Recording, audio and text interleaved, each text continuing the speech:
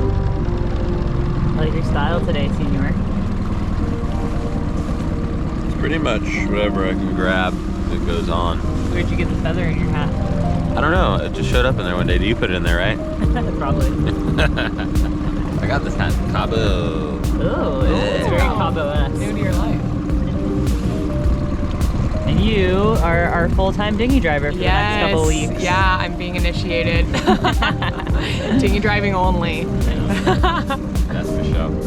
And Sharky is keeping a close eye out on everything, as always. What are we doing today, Brady? Today? Today we're going to the other side of the Baja Peninsula, and we're going to one of the lagoons that's over there, where thousands of gray whales come down from the north, from the Arctic, every year, and they come down here during the winter to breed and to give birth to their calves. So one of the lagoons we're going to, all the lagoons actually are protected. You can't go in there with a private boat. We were anchored close by, and it was also early in the season, but even if we could get in, you're not allowed to go close to the whales. So we're going with an organized operator. What is it? Comanche. Yeah. She keeps sending me emojis like this. Comanche tours. That's amazing. Yeah, so we're gonna go over there, get in a penga, and go spend a couple hours with the gray whales. Apparently they are super friendly. They're really curious, and the calves are newborn, so they come up to the boat. And I don't know, I don't want to put my expectations too high, but from what the videos we've seen and the interactions we've been told about, it's like life-changing. Come on, Sharky. Let's go, girl. Open the door for my ladies.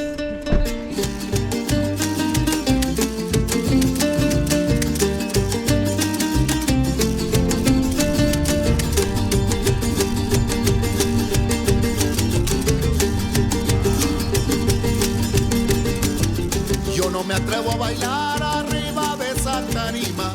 Yo no me atrevo a bailar arriba de esa tarima. Con esas bailadoras que vuelan con cada rima. Con esas bailadoras que vuelan con cada rima. We are in Puerto Chalet, which is on the west coast, the Pacific side of Baja, a little bit south of Magdalena Bay. And this is Camacho's Tours. So we're gonna see who's gonna watch Sharky during this adventure. We're gonna be on the boat for 3 hours. And they thought she was a small dog. She's like, whoa, it's a big dog. It was a long car drive with all of us shoved in a car with Sharky taking over the whole back seat. And now Sharky is getting babysat, so she's tied to the post. And they're gonna watch her while we're gone. Oh, Shakira. Oh, good girl, Sharky. She's gonna love it. Yeah. Yeah, we're buying some beers and then we're going out for 3 hours. And our taxi driver, who's amazing, Veronica, she's getting in on it. She's coming out to be our translator. After she just told us she's terrified of the ocean. All right, Phoebe, I got you something special for the ride. 6 beers. 6 beers and a chamoy stick. Oh, what's this? Dude, it's chili. It's like chili powder. I don't think you chew the whole thing. I think you lick it off. Oh. It's like chili powder. Tamarindo. Is that nice? Yeah, that is nice. It's good with the beer. Nice. What is it? Yeah. Are you nervous, Veronica? Oh, just a little bit. It's normal. Okay. Wow, we have the whole boat, huh? Wow. I like to cry over that. Nice.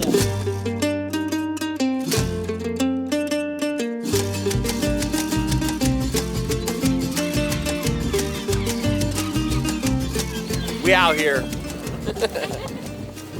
Yeah, it's about a 30-minute ride later upwind, and we're at the area where the whales like to gather.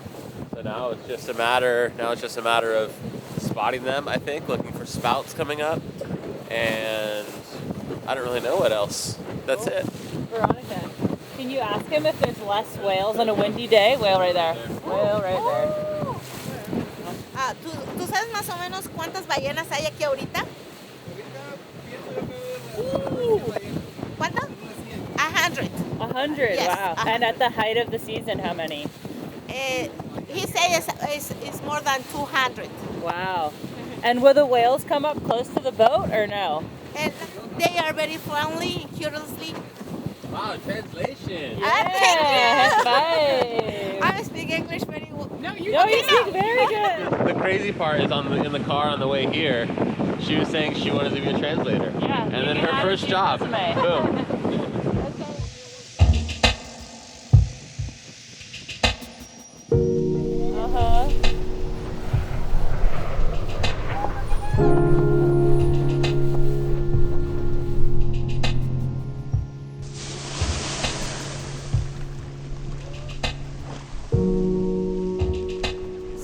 The craziest part is they breathe air. Like there's no gills, right? So they dive thousands and thousands of feet and then come back up and like.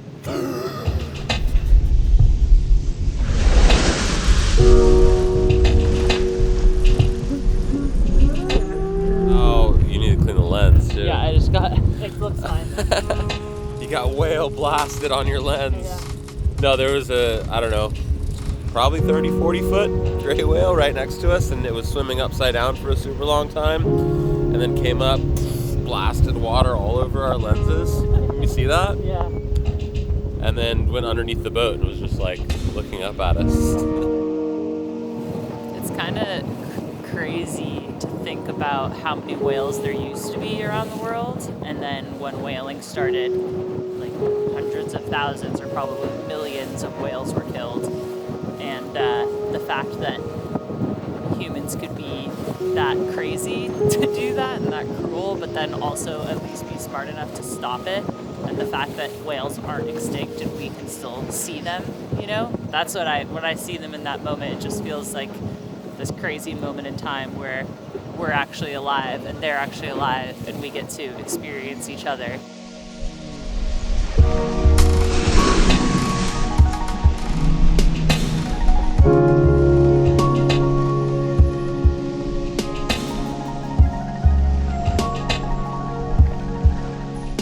They just have this like calm energy. I can just feel like waves of energy coming off of them. It's really intense, but super, super special. Really grateful we came out here to do this. There's a whale right underneath us, just chilling. I don't know where he went. I just saw a fin over here.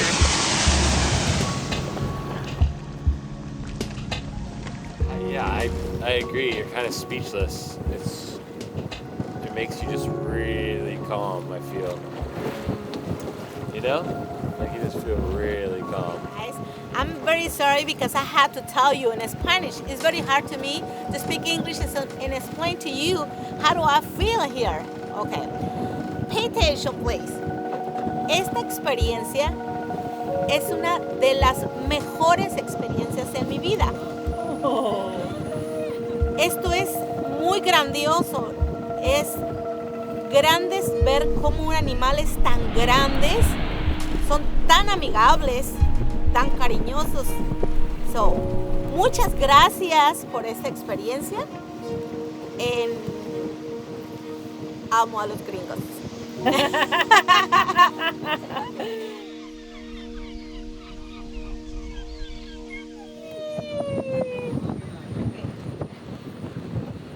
Oh, Sharky's life cracks me up.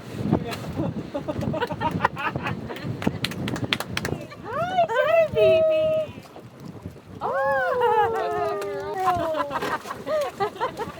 Hi. Oh, muchas gracias. Se portó muy bien. ¿Sí? Sí. ¿Es okay? Sí. Okay. Good. No, Llorena? No, Llorena? Poquito. Oh, poquito. Oh, Sharky, good girl. Hi. Okay, let's go. Okay, come on, Sharky. Go. Come on.